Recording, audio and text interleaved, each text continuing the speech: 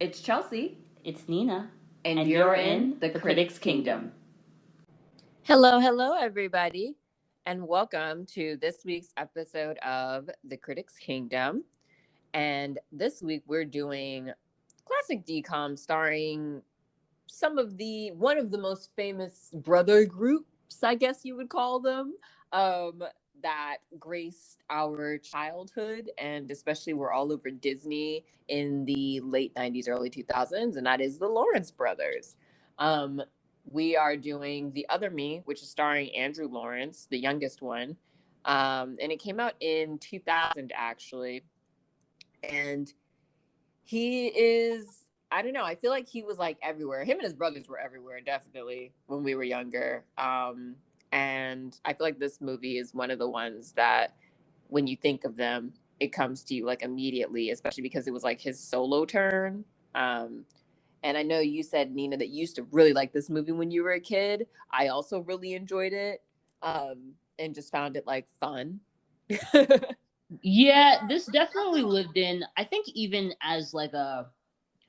I think that this is also, guys, like why we sort of chose to culminate this, first season of the Critics' Kingdom, this exploration into the grand suite that is Disney Channel original movies. Yes. With the Lawrence brothers, is because we both kind of feel that they are sort of iconically representative of this particular phenomenon of childhood television. I literally do, it took me a minute to remember that, Matthew Lawrence was in Boy Meets World and all of that. I do kind of distinctly remember them as Disney Channel original stars, which I know is not, I know Joey Lawrence was on a TV show when he was a kid and all of that. I know that there's a longer history there, but in relation to this thing, I feel like this is what sort of put them on the map, even if it wasn't very long-lived for the second half of the millennial generation. And kind of created this, I would argue that they were the first Jonas Brothers. I would make that argument. Yeah, no, I think you could say that they just didn't sing. That was the only thing. And I was gonna say in a non-musical way, because if we were gonna do that, then we have to it's really like the Jackson 5. But you know what I mean. But honestly, I feel like they only missed that trend by a couple years, because if they had come around 2008 or something, they would have made them sing.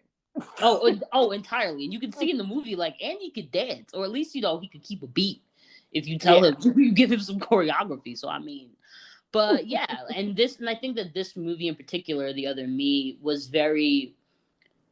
It was I remember the promos for this so well, and it's sort of being all over the place. I think it exists in one of those spaces, is especially because it was one of their earlier ones, and I think one of the first ones that I ever saw actually. It exists in that place that I knew was a Disney Channel movie that it premiered while I was watching Disney Channel. It lives in that place that Xenon lives in, where it is iconic of the franchise, and Disney is aware of that.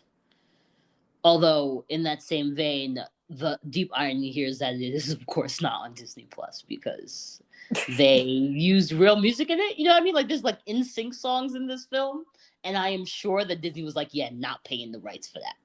Right. I'll rent it on Amazon if you feel so inclined, which is obviously what Chelsea and I did, because we are deeply dedicated to this and y'all. As we all know, we are anthropologists.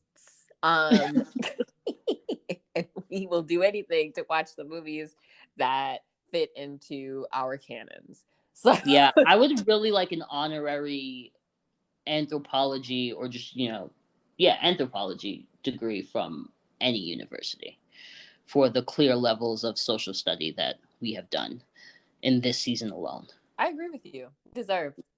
Just putting that out there to the universe, for anyone listening. Yeah. So with that, Nina, do you want to give us the recap? I would love to. As I said, I had very fun memories of this film. So we open up and, again, it's starring Andy Lawrence, who's playing Will Browning. And we just see that Will is, he's a typical junior high school kid, but you know, he's not doing that great in school. In particular, we learned that it's report card day.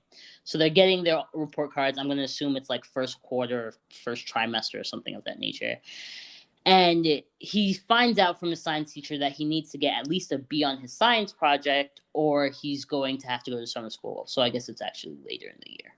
Mhm. Anyway, but that doesn't really make sense because, like, I guess maybe like third quarter, like you don't have time to, like, if you like if the report card is coming out, then that means the time Don't ask questions, Nina. has We discussed passed. this. We discussed this.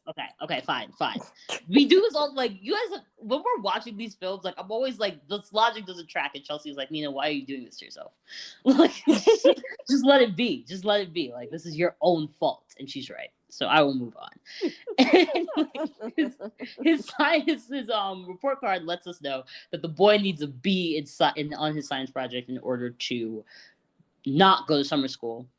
And we see that, you know, like, he has a school bully that picks on him because he got the boy suspended for like stealing his lunch money. And there's this girl who stalks him, I think. Yeah, unclear. She has a crush on him, clearly. But the type of crush where you somehow arrange to have your locker switch to be closer to him again at apparently the end of the school year. So yeah, still doesn't track for me, but apparently I would like I can understand why he's a little wary and afraid. Is the point that I'm and maybe she's just, you know, a really precocious, like, teenage girl who doesn't know how to properly express what she's feeling. But still, I can understand his reaction to that. And so he's, like, kind of stressed. He goes home. His sister gets all A's, played by Allison Pill, which that's a whole other thing. But Right. His sister gets all A's, and so his parents are like, "You're a mess, and we need you to try. Like, all of your comments literally just say that you have mad potential. You're just lazy as fuck. So if you don't get your grades up by the end of the year, we are going to send you to Camp Spartacus, which is like a boot camp for well-rounded boys." I have issues with Spartacus conceptually, first and foremost, because if we're naming it after, like, Spartacus, then, like, Spartacus was a rebel, so that doesn't really track, you know? Like, you would be making him worse. But then on the other side, it spelled like Sparticus, which to me I read as immediately being a combination of Sparta and Atticus Finch. And I was like, is this what we're using as the archetype for the well-rounded boy child? Is that they should be like warriors like the Spartans and like have the good hearts and good sense of Atticus Finch? And, you know, be willing to stand up against systemic racism. Like, I don't understand, like, what's the...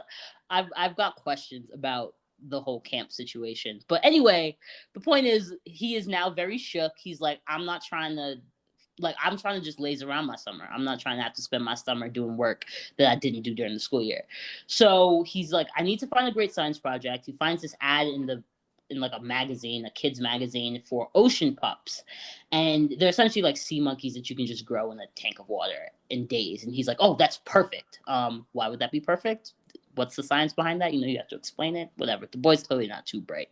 So he orders these ocean pups, and then we sort of flip over and we see that, like, Ocean Pups is actually a sort of front company for these two scientists who are working on a cloning formula that they have pretty much perfected, and they're getting ready to, like, patent and all this stuff.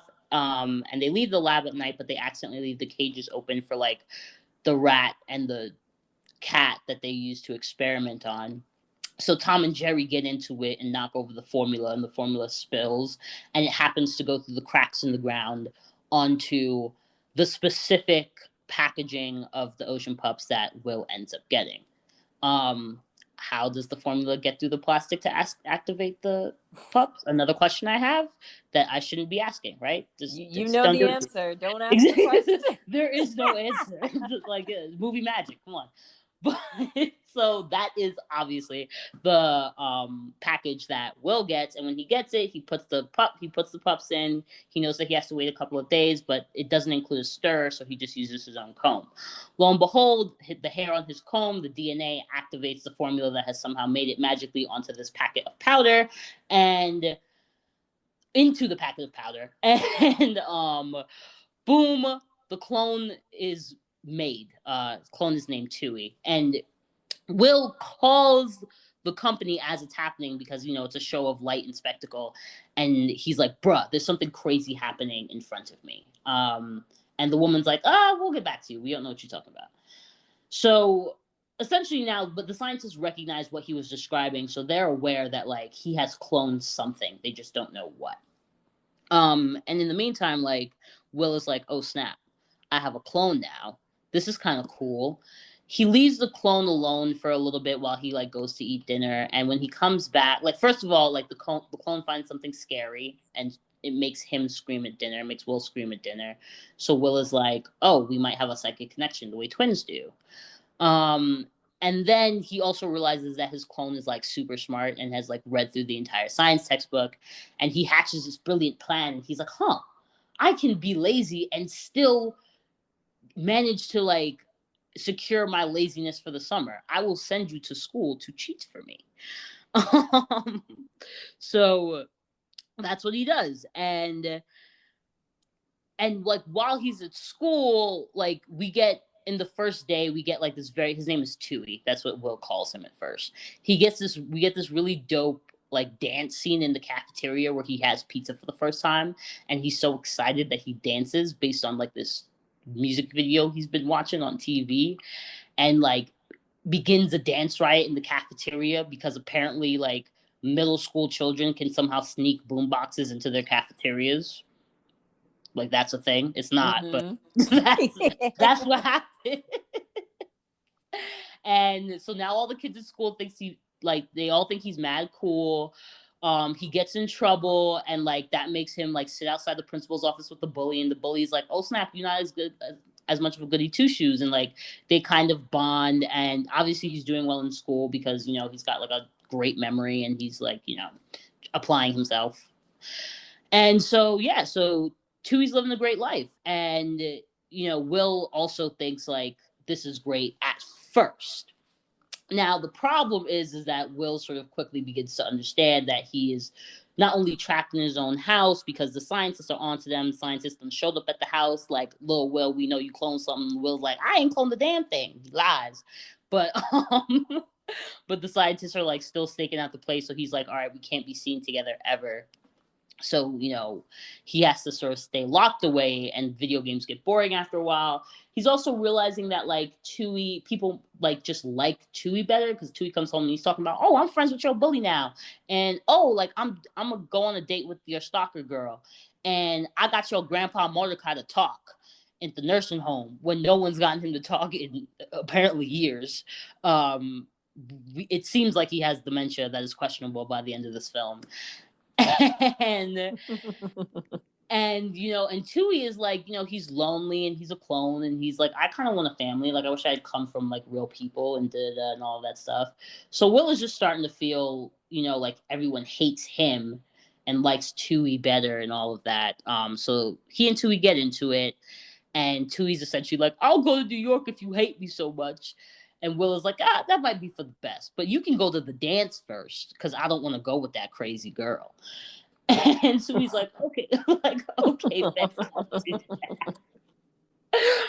so Tui goes out. So the scientists have figured out that Will has cloned himself because they see Tui when he goes to visit Grandpa Mordecai and gets Grandpa to talk. Like they see him and then they see Will in the window, so they're like, "Oh snap, he cloned himself."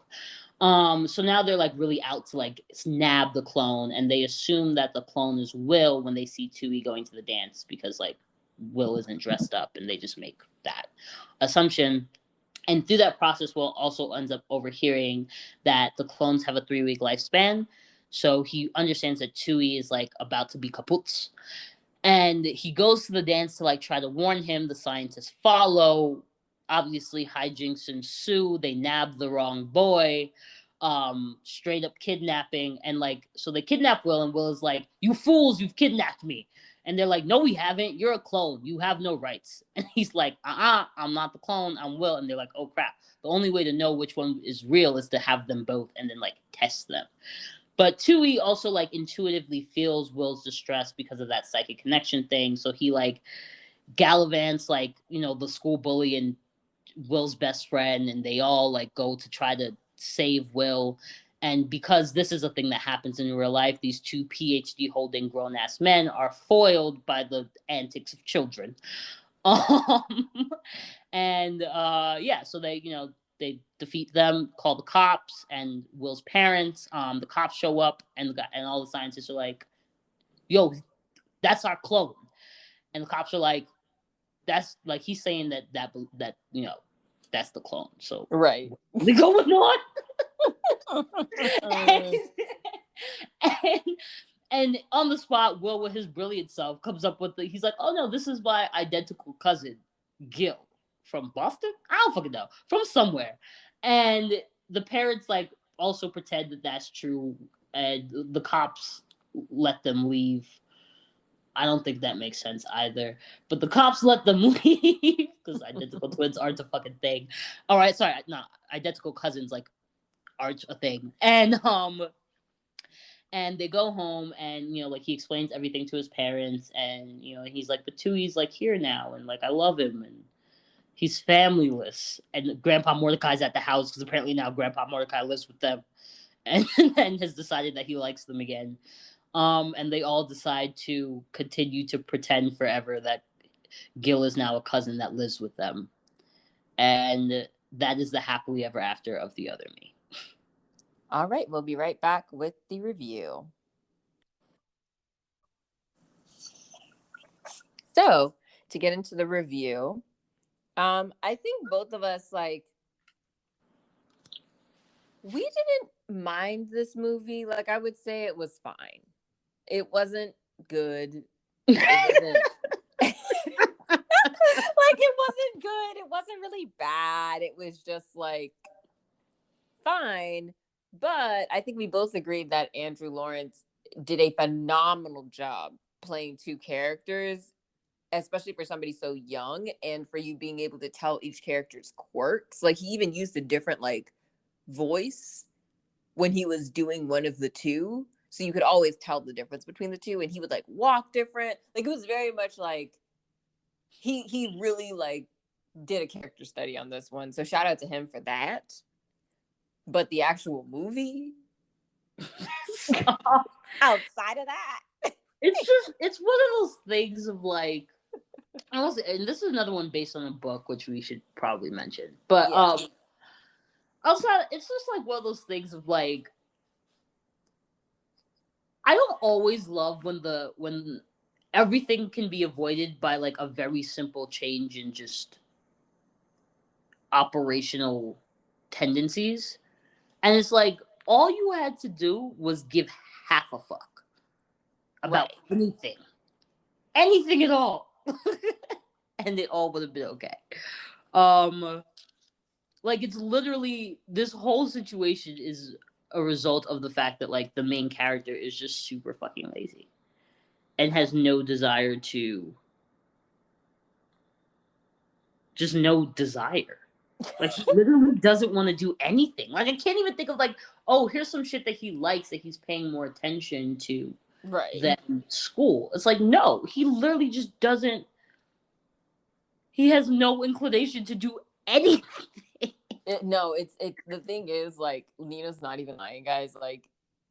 He just actively he spends more effort not spending effort than if he just spent the effort to do what he needed to do.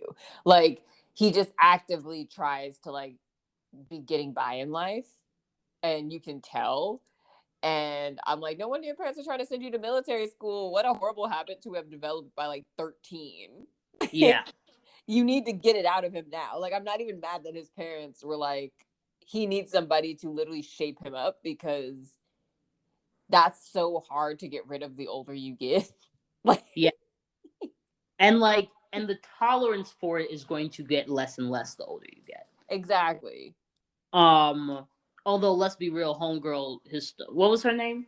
The stalker, Heather. Heather, Like yeah. homegirl Heather, like might have just bankrolled him for the rest of his life. You know what I mean? But I'm True. just He would have realized at like 23, like, oh, Heather just graduated from college and is an accountant. So if I just marry her, make all her dreams come true. We can lead it easy. I won't have to do anything. You know what it brought? Did you ever watch Bad Moms? The movie? Yeah, No. with Mila Kunis and all them. No, I heard it was good. My mother and I watched it together. And she was very entertained by it. Fun facts, but like there's a part in it where it's like the whole thing is that like like she gets divorced and then or she's like she finds her husband cheating and like that and kicks him out and so has to like reevaluate how she's gonna be a mom to her kids and like also fulfill her own basic shit. It's one of those like self-discovery things, and then makes new friends who are also weird moms. And but there's a moment in it where she's like talking to her kid. Her kid like asks her to make breakfast, and he's like 11, and she's like, like you can make your own breakfast. And he's like, did you do my science project? And she's like, no. And he's like, what the fuck? Like it's due today. And she's like, okay.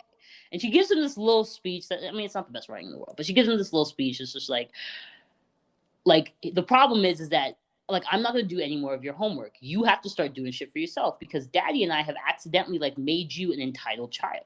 And you think that the world just like owes you shit, and it doesn't. And you're going to grow up as like a little entitled like white man, and you're going to like run through the world like that. And that's not okay. So so you got to do your own homework from now on, right? Like that speech is given to this kid. But this film like when I watched Andy, I was like, that is a child that also needs that speech. Right. This is the trajectory that he is on. And it's wild that it takes like another version of himself that tries. Because that's all the clone does differently. The clone is new to the world, and so it's attempting to learn the world. Right. Therefore applying itself.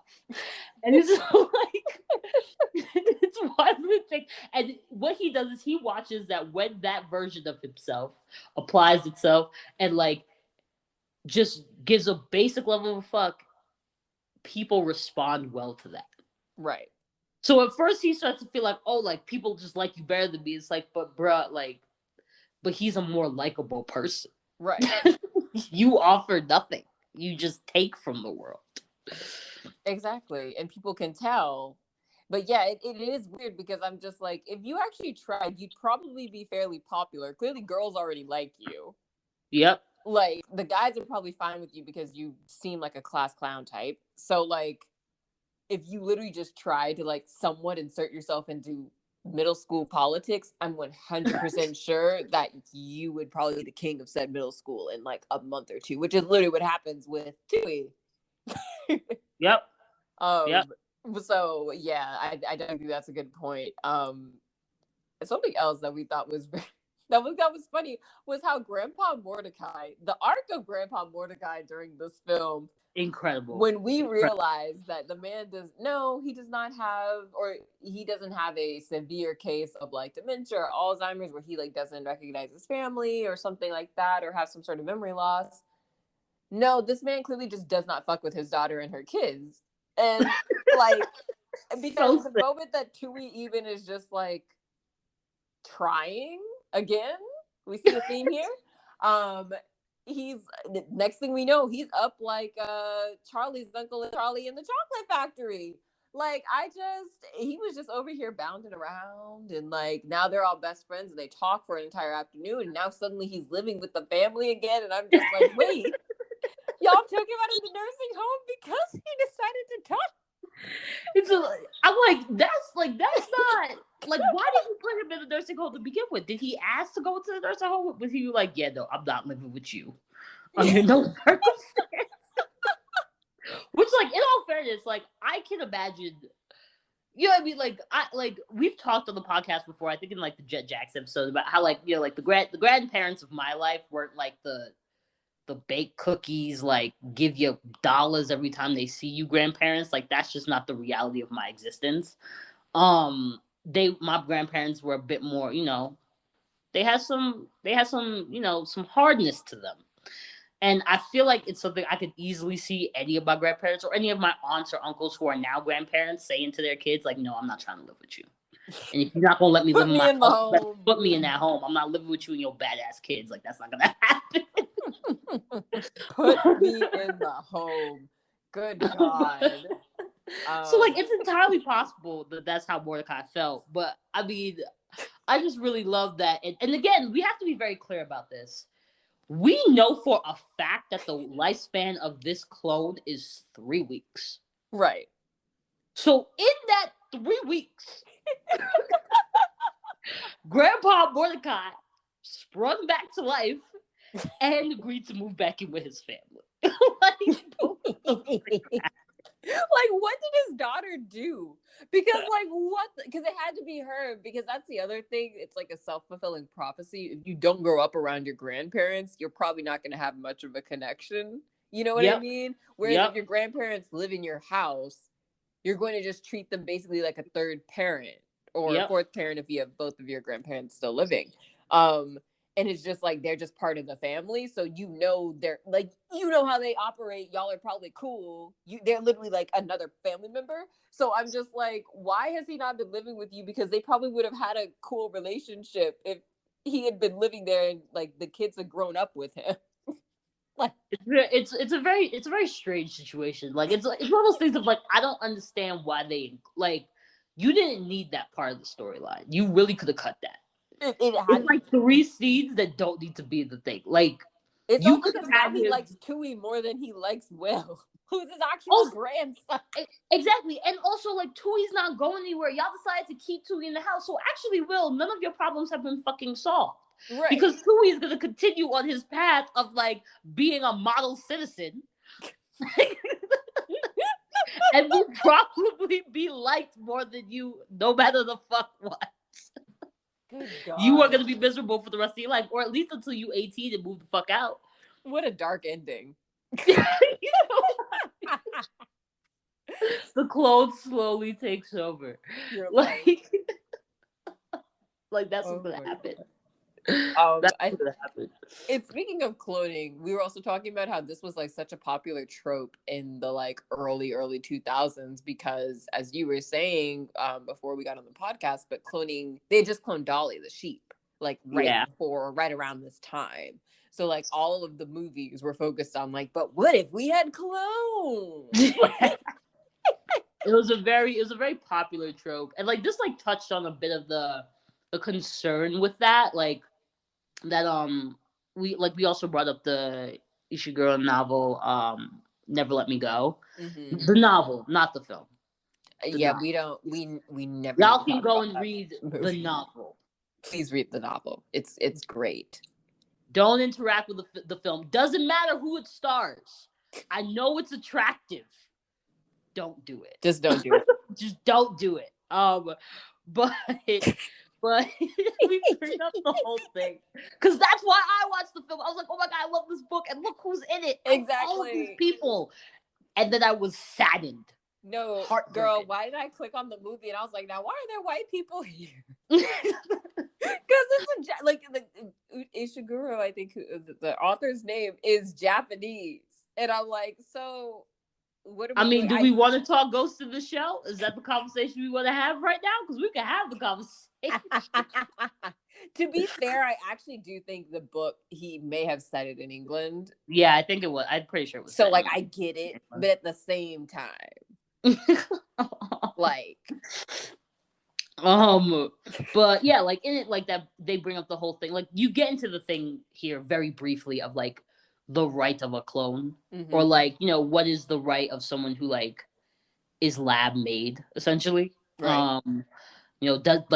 Does that clone belong to the science? Like, is that clone a product of the formula and therefore it belongs to the scientist who created the formula? Does it belong to the person whose genetic material it copies? And then also just like, we watched Tui go through like, and that whole thing where he's like, I'll just move to New York and see if I can make it there on my own. Yeah, like they're not gonna take your ass and put you in foster care in 15 seconds. With your little. But he doesn't have anyone to tell him that, and clearly Will don't give 3 fucks about anything. Um, so Will ain't gonna tell him. But he goes to this whole thing, where he's just like, I wish I had a family. Like, I'm watching you with your family, and like you feel like you have nothing, and you feel like I'm like taking this life from you. But I'm just, I'm just doing what you told me to do, and it's because I would like you to like me, because I would like to have genuine human connection. Because I didn't get that. Like, I wasn't born and held by nobody. I just popped into being and had to figure out how to exist. I am but a sea pup in the core. But a sea pup. So yeah, like it's like they get into that very, very briefly. But I do recall that, like, I'm sure that made an impact on me as a kid, because like when I was interacting with those concepts later on, like watching shit, reading shit, like, or just like the concept of like what is a right, or like what does it mean to like have these things, and like you really start getting into that when you start reading, like The Giver, and like like Animal Farm, and then Find Never Let Me Go on Your Own, and arguably The Trumpet Swan does a little bit of that too. Shout out to Evie White real quick. But love that book. But like when I started interacting with those things and like larger literature, and just sort of in a larger sort of getting older conversation, like I feel like I remembered that from this film. You know what I mean? Yeah. Like they do it, they point that out for kids pretty well, I would say. That's a plus to the movie. Sure. Yeah. You said sure. I think speaking of that, one other part that we got kind of confused on was at the end when the police just accepted the fact that identical cousins are a thing and like didn't question anyone. I think I literally said to Chelsea, I was like, everybody would have had to go down to the station. Like, I mean, also generally speaking, everybody would have to go down to the station. Like, if you've been kidnapped, they have to debrief you. And like maybe they'll be like, okay, like you've gone through something traumatic, we'll debrief you at your house with a parent present. But like the cops got to talk to everybody in a like real sit down environment and get statements. Like, so this is either a case of very bad policing, which wouldn't shock me, or just another like another one of those big reasons that like everybody got to take science in school, because like identical cousins. Identical cousins. That's what the boy said. He didn't say twins. He said cousins. Now, for that to happen, 2 sets of identical siblings, right? 2 sets of identical twins would have to marry and mate with each other. And then, not just that, the Punnett square, like both of those children would have to come out with the exact same genetic situation. Yeah. Do you have any idea how unlikely that shit is? Like, how deeply fucking unlikely that is. I literally couldn't even tell you the odds because they're so fucking small. So the fact that the cops just walk away and they're just like, oh, well, the scientists must just be talking crazy. Right. It's like are they? Like, the way that this movie actually, like, this movie didn't end at the ending, because what those scientists did was definitely, like, call up a lawyer and was like, listen, go test those fuckers. It's our formula. Right. Like, we about to sue the shit out of them and get our property back. Like, that's what would happen. Yeah. That's actively what would happen. So. Yeah, they were actually deservedly chasing him down, because I too would be mad if I had created a scientific invention and then on my end I did fuck up. True. But by letting it get out, that is a yes. But then for them to do it on humans when we purposefully were not doing so because we wanted to get patents and go the correct way to get through all that, then to have it basically foiled by a lazy 13-year-old on accident, I too would be pissed and chasing you down and trying to get my scientific endeavor and get my Nobel. And it's not even like there's one formula. It occurs to me that I might have left this part out of the recap, which is fairly essential to like the culmination of this film. That like they create, because they want the clone, they create like this formula to stop the automatic disintegration process. Right. and to elongate those 3 weeks. So like part of what Will is trying to do also at the end is like get the formula from them so that he can give it to Tui, so that like they're all trying to make Tui live longer and give the clone the right formula, but Will's trying to keep Tui and the scientists are trying to keep Tui. Right. Like that thing. But here's like, so it's like not even like there's, they have the formula and like the cure for, like, which if you figure out a formula that can make a clone, like can make cellular things like stabilize for an unspecified amount of time to like a cellular destim. Do you have any idea the scientific implications of that shit? The medical implications of that shit? Yeah. Like maybe the reason Grandpa Mordecai's fucking dementia is suddenly cured is because he had a drop of that fucking formula. He was Like touched maybe by an he angel. stored all of his like fucked up brain cells. Like maybe that's, and like neurological connections. Like there's a real chance that that's what happened. Those two scientists are brilliant. Yeah, they didn't really do a good job painting them as baddies. Like I'm like, you're not giving me baddie. You're just giving me, I'm trying to get credit for my work. Exactly. And I'm broke down. Like that's all it is. I felt for them in this film. I was like, damn, like you really like, and all at the behest of this entitled little white boy. Like I feel for you, sir. I do. Whose parents enable him. They enable him. Literally.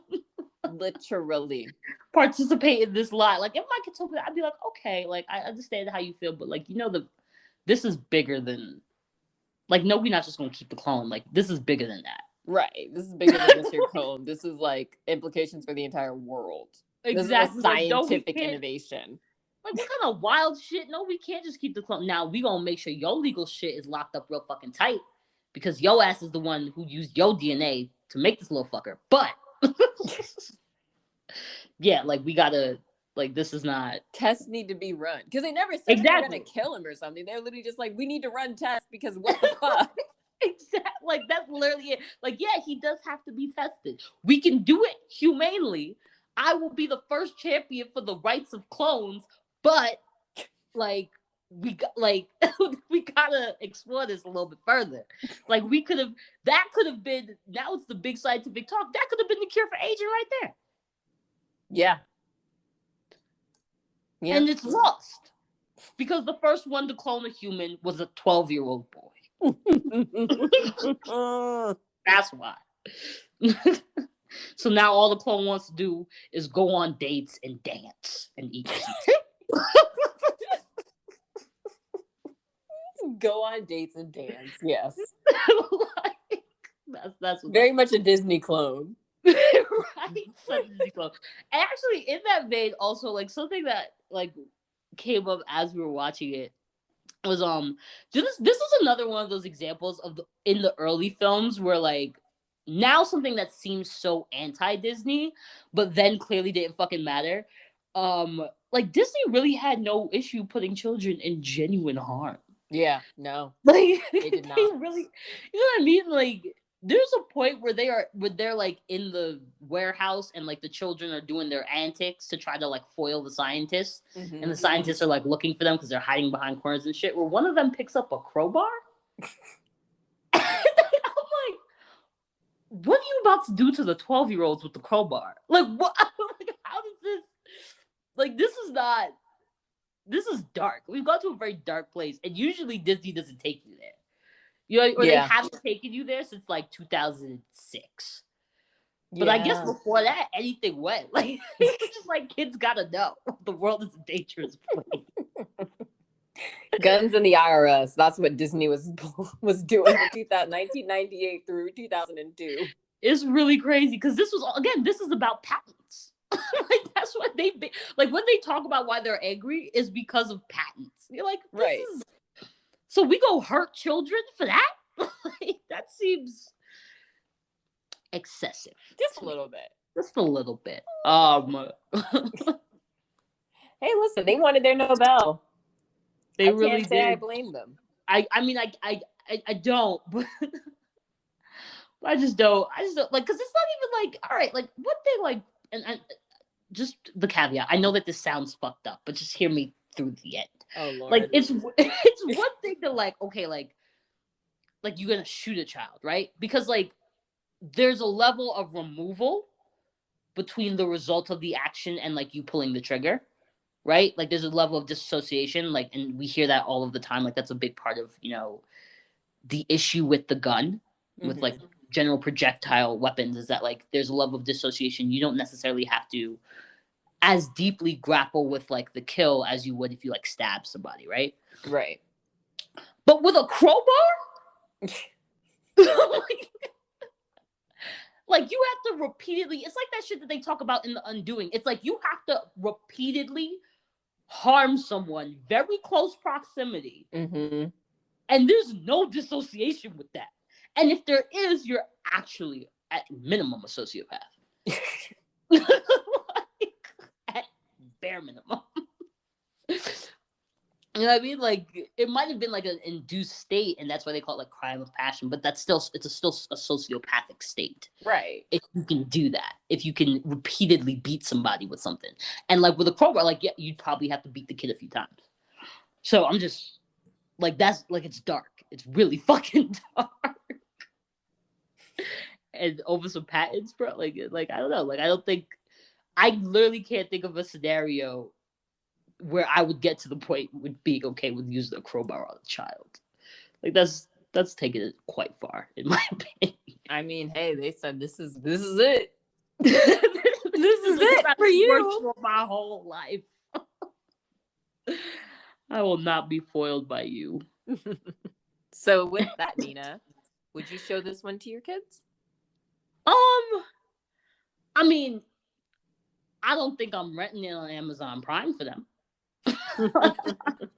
I know it's $4, but I mean that's money, right? It like, is. That could, you know, I could get you some McDonald's fries with that. You'd be just as happy, and just as, you know, questionably, did I do something good for you?